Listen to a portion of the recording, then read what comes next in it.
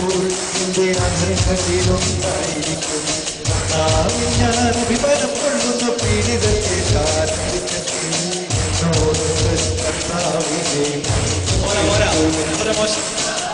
ഒന്നിച്ച് അവിടുത്തെ നാമത്തെ സ്തുതിക്കാം.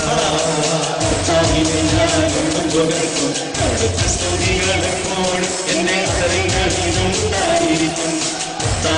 ഞാൻ അഭിമാനം കൊള്ളുന്ന പീഡിതത്തെ കാത്തിരിക്കട്ടെ. എന്നോടൊപ്പം കർത്താവിനെ മഹത്വപ്പെടുത്തും.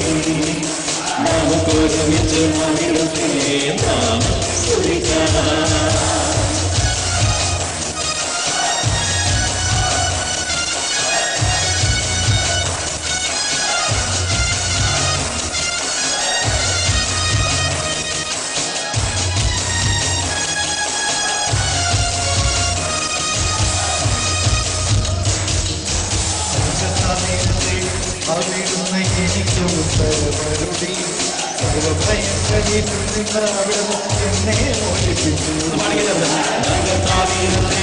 അവിടുന്ന് എനിക്ക് ഉത്തരമരുളി.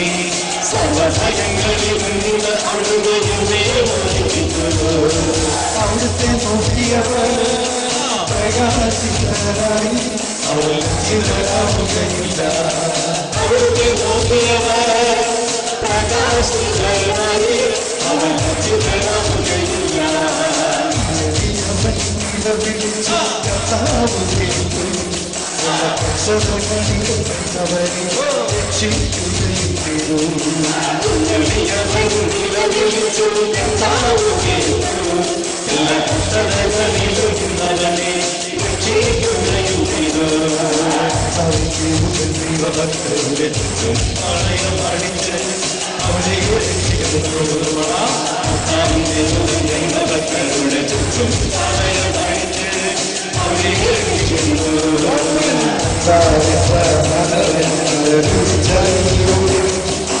അവരുടെ ആശ്രയിക്കുന്നവൻ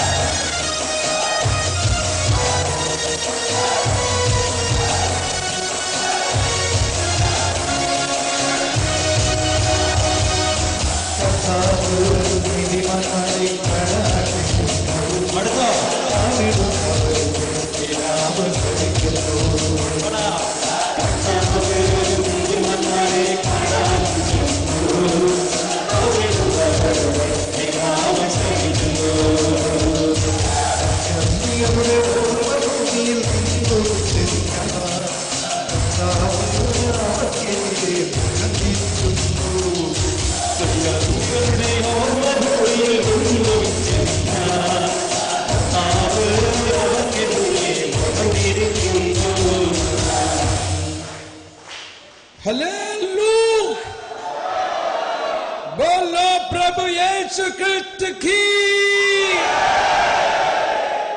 हमारे मुक्तिदाता की, राजाओं की राजा की, राजेश्वर की। Praise the Lord. ഇപ്പൊ നമ്മൾ ഈ പാടിയ സങ്കീർത്തനം ഇരിക്കല്ലേ കുറച്ചു നേരം അവിടെ നിൽക്ക്. നിങ്ങൾ ഇരുന്നാൽ ഉടനെ നിങ്ങൾ ഉറങ്ങിപ്പോകും. അതുകൊണ്ട് നിങ്ങൾ എങ്ങനെയെങ്കിലും ചാടിപ്പിച്ച് സൂത്രത്തിൽ കൊണ്ട് നടക്കാനുള്ള പരിപാടിയിലാണ് ഞങ്ങള്. മനസ്സിലായോ? ഈ സങ്കീർത്തനങ്ങള് ഞാൻ പറഞ്ഞതൊന്നുകൂടി ആവർത്തിക്കുകയാണ്. ഇത് നമ്മൾ എത്ര ഉച്ചത്തിലൊക്കെ പാടണമെന്നല്ലതാണ്. പക്ഷെ അതിൻ്റെ ഇടയിൽ മനസ്സിലാക്കേണ്ട ഒരു കാര്യം, ഇത് യേശു തന്നെ പാടിയ പാട്ടാണ്. യേശുവിനോടൊപ്പമാണ് നമ്മൾ പാടുന്നത്. യേശുവിനെ കുറിച്ചാണ് പാടുന്നത്. മാത്രമല്ല യേശു നമുക്ക് നൽകുന്ന വിസ്മരണീയമായ കാര്യങ്ങളാണ് ഇതിൽ പ്രതിപാദ്യ വിഷയം. തീർച്ചയായിട്ടും ഇപ്പൊ പല കലാകാരന്മാർക്കും പല ഐഡിയകൾ ഉണ്ടാവും. ഇതിനെക്കുറിച്ച് ഒരു വിഷ്വൽ ഉണ്ടാക്കണമെന്നും ഇതിനെക്കുറിച്ചുള്ള ഒരു മ്യൂസിക് വീഡിയോ ഒക്കെ ഉണ്ടാക്കണമെന്നും ഇതൊക്കെയാ വേണ്ടത്. കർത്താവ് ഈശോ മിശിഹ പാടിയ അപ്പൊ ഇതിൽ ഒന്ന് രണ്ട് വരികൾ ശ്രദ്ധിക്കണം. നമ്മൾ പലപ്പോഴും ഭയമാണ്, പിശാചിനെ ഭയമാണ്, ശത്രുവിനെ ഭയമാണ്.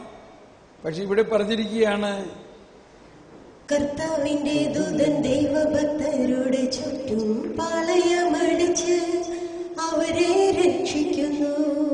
കേട്ടോ? ഇനി എന്താ വേണ്ടേ? നിങ്ങൾ ദൈവഭക്തരാണോ? നിങ്ങൾ ദൈവഭക്തരാണെങ്കിൽ എന്താ അവിടെ പറഞ്ഞിരിക്കുന്നത്?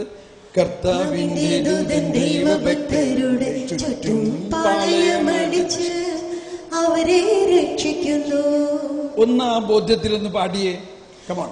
കർത്താവിന്റെ ദൂതൻ ദൈവഭക്തരുടെ ചുറ്റും പാളയമടിച്ച് അവരെ രക്ഷിക്കുന്നു. വീണ്ടും പറയുകയാണ്,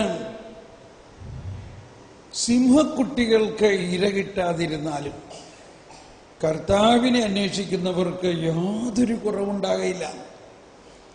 സിംഹക്കുട്ടി എന്ന് പറയുമ്പോൾ സിംഹത്തിന്റെ പ്രതീകം തന്നെ ബൈബിളിൽ പല സ്ഥലത്ത് പറയുമ്പോൾ സിംഹം വനത്തിലെ രാജാവാണ്. ആ രാജകീയ പ്രതീകമാണ് സിംഹത്തിന്റെ. ആ വനത്തിലെ രാജാവായ സിംഹത്തിന്റെ കുഞ്ഞിന് ഇര കിട്ടാതിരിക്കുമോ?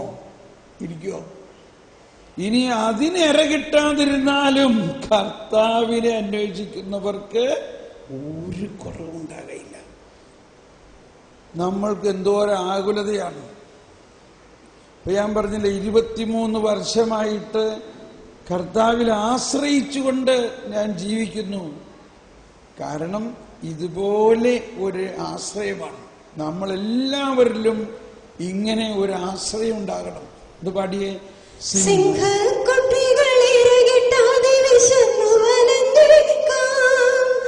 കർത്താവിനെ അന്വേഷിക്കുന്നവർക്കൊന്നിനും കുറവുണ്ടാവുകയില്ല. എല്ലാവരും സിംഹക്കുട്ടികളിരകിട്ടാതെ വിശന്നു വലഞ്ഞേക്കാം. കർത്താവിനെ അന്വേഷിക്കുന്നവർക്കൊന്നിനും കുറവുണ്ടാവുകയില്ല. ഒന്ന് ഹൃദയത്തിന്റെ ഉള്ളിൽ നിന്ന് ഒന്ന് പാടിയേ. അധരം തുറന്നൊന്ന് പാടിയേ എല്ലാവരും. വിശന്നു വലഞ്ഞേക്കാം. കർത്താവിനെ അന്വേഷിക്കുന്നവർക്കൊന്നിനും കുറവുണ്ടാവുകയില്ല. എല്ലാവരും ശബ്ദമുയർത്തി നിങ്ങൾ പാട്. സിംഹ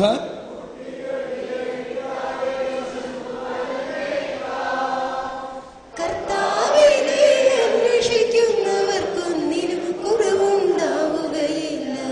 ഒന്നാടിപ്പാടിയെ. സിംഹ കുട്ടികൾ ഇര കിട്ടാതെ ചെന്നു വലഞ്ഞേക്കാം.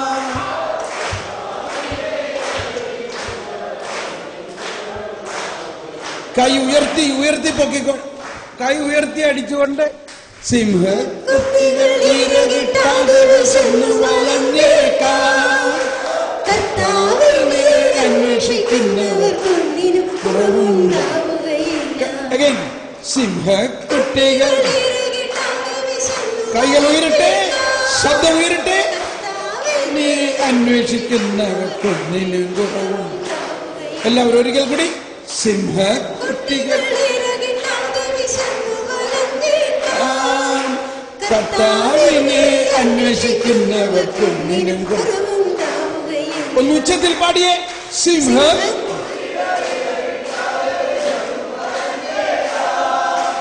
കർത്താവിനെ അന്വേഷിക്കുന്നവർക്കും. വിശ്വാസത്തോടെ പാടിയേ. സിംഹ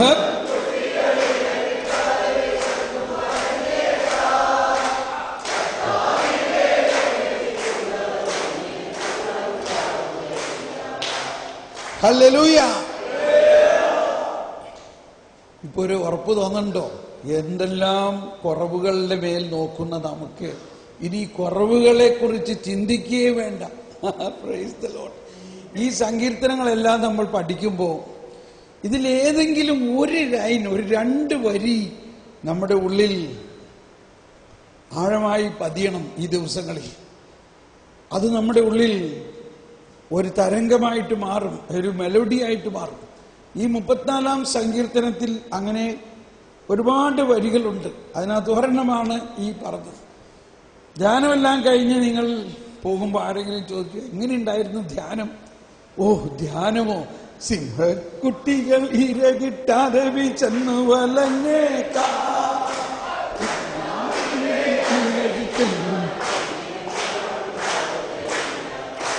സിംഹക്കുട്ടികൾ ഇര കിട്ടാതെ ചെന്നു വലഞ്ഞേക്കാം.